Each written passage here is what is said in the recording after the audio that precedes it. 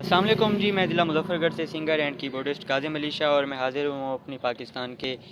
وزیر اعظم صاحب، وزیر اعلیٰ صاحب، چیف جسٹس صاحب، آئی جی پنجاب صاحب سے کہ آپ لوگ تو فنکاروں سے پیار کرنے والے لوگ ہیں جناب، اور یہ نیچے افسر ہمیں اتنا تنگ کر رہے ہیں۔ اب گیلے میں انہوں نے 4 فنکاروں کو اٹھایا ہے، اور جن میں 2 بچی ہیں کم سن،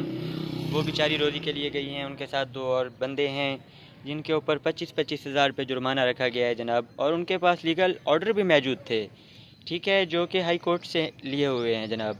اور ان کے پاس وہ آرڈر ہونے کے باوجود بھی انہیں اٹھایا گیا ہے، اور 4 سے 5 دن ہو گئے ہیں وہ ابھی تک تھانے میں ہیں، اور ایک بندے کا 25 ہزار روپے ایس ایچ او صاحب جرمانہ مانگ رہے ہیں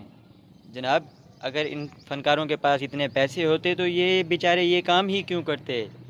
کوئی اور کام کرتے جناب۔ اگر اتنی انویسٹمنٹ رکھنے والے فنکار لوگ ہوتے تو یہ بہت غریب لوگ ہوتے ہیں جناب، تازی والے لوگ ہوتے ہیں، جو بندہ گھر سے نکل رہا ہے اپنے بچوں کی روزی کے لیے، اسے کیا پتہ کہ آپ لوگ آگے ملنے والے ہیں، اور وہ بھی اس طرح۔ جناب کچھ مہربانی کی جائے، شفقت کی جائے،